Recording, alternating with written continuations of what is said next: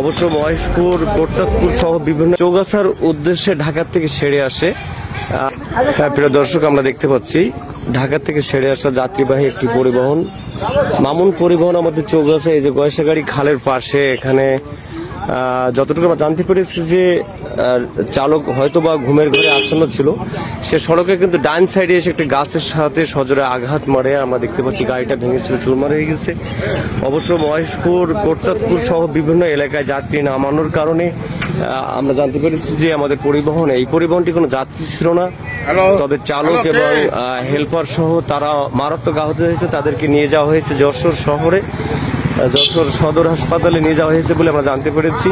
কিছুক্ষণ আগে এই দুর্ঘটনায় পরিবহনটি পড়েছে। প্রিয় দর্শক, আপনারা দেখুন চরম ভয়াবহ একটি পরিস্থিতি, গাড়িটা টোটালি নষ্ট হয়ে গেছে আমরা দেখতে পাচ্ছি। রাস্তার কিন্তু সে চৌগাছার উদ্দেশ্যে ঢাকা থেকে সেরে আসে। এই গয়েশাগাড়ি খাল এখানে হচ্ছে যে আমাদের চৌগাছা হাজরাখানা পীর বলুদ্দাহন মাদ্রাসার ছেড়ে এসে আমরা দেখতে পাচ্ছি রাস্তার ডান সাইডে এই যে কড়ই গাছটার সাথে কিন্তু সজোরে ধাক্কা দেয়, যার কারণে গাড়িতে কোনো যাত্রী ছিল না সকল, এই কারণে রক্ষা পাওয়া। তবে হচ্ছে যে গাড়ির চালক, পরিবহনের চালক এবং হেল্পার এরা নাকি মারাত্মক আহত হয়েছে আমরা জানতে পেরেছি। এইমাত্র এখানে আমরা আসছি, প্রচুর পরিমাণে উৎসুক জনতা এখানে। আমরা দেখতে পাচ্ছি গাড়িটার কিন্তু পরিবহনটার সম্পূর্ণ ধ্বংস হয়ে গেছে।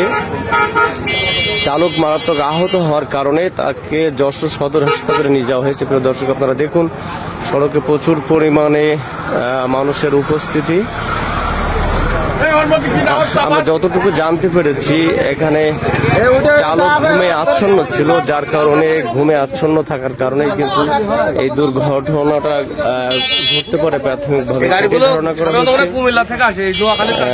কালকে রাত্রে তারা কিন্তু ঢাকা থেকে চৌগাছার উদ্দেশ্যে ছেড়ে আসে এবং আমাদের চৌগাছা এই যে হাজরাখানা মাদ্রাসা ছেড়ে এসেই রাস্তার ডান হাতে দুর্ঘটনার কবলে পড়ে। সর্বশেষ পরিস্থিতি আমরা আপনাদের জানানোর চেষ্টা করব প্রিয় দর্শক, সেই পর্যন্ত আমাদের সাথে থাকুন। ধন্যবাদ।